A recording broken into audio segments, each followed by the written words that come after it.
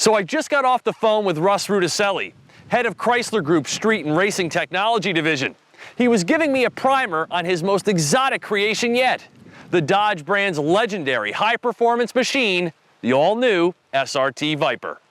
Dating back to its early 90s origins, I've now driven each of the 5 generations of Viper, and ironically, never once on a racetrack, which is a pity, seeing as how that's its home turf.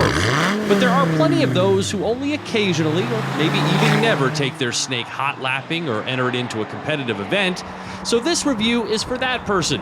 And I'm blessed to live in an area with wonderful driving roads that allow for fun, safe tramping. From that perspective, I've got the right Viper. This is the 2014 GTS, which Dodge says is fully prepared for touring duty, delivering a more refined approach at harnessing the V10's fury. It's also the priciest of the 4 available Viper models, though not as costly as just a few months back. A recent $15,000 price reduction brings the starting MSRP of this car to $111,980, including gas guzzler and destination. But the GTS still bites your wallet too venomously. A base Viper starts at under $90,000. This Viper is so visually stimulating, assertive, and sexy that it's just oozing with exotica. Now, SRT engineers were determined to keep the drive visceral, but this Viper has attention to detail that elevates it far beyond its predecessors. Fire up the aluminum 8.4-liter V10, and its 600 pound-feet of torque twists with a throaty thrashing that's as foreboding as it is loud. The hot pipes still run through the door sills, and this Viper sits extremely low, so getting in and out requires the dexterity of an acrobat. But it's in here where the newfound refinement is best spotlighted. Did you ever think you'd see a Viper with an infotainment system like this? But as far as the powered driver's seat goes, I cannot find a comfortable position, and the windshield is extremely narrow. This Viper is indeed more refined, not only in its new cabin design, but in the way it handles the public road. Now, the word soft will never be used to describe any aspect of this car, but there is a slightly gentler nature to its drive.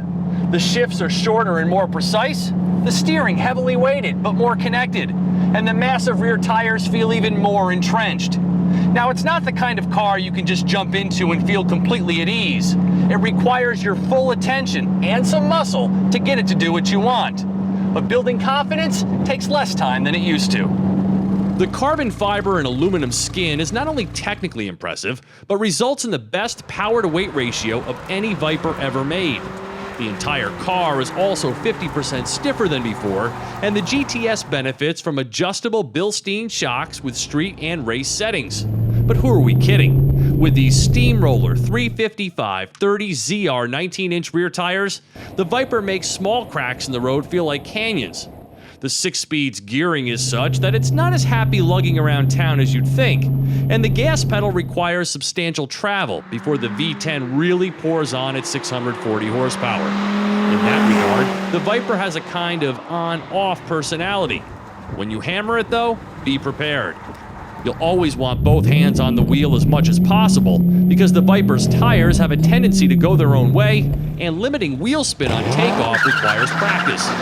Dodge says the Viper is capable of killing 60 miles per hour in the low 3s, and I don't doubt that.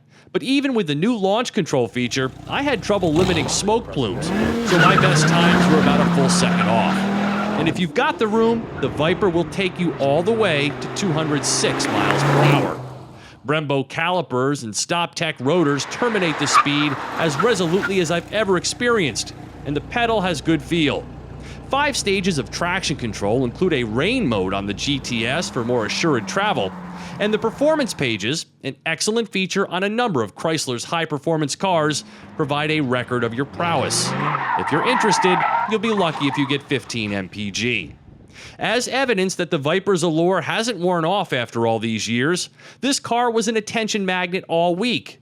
Its new style is so unbelievably cool that you can have fun with the Viper just by staring at it. The optional SRT hood bestows even more eye candy.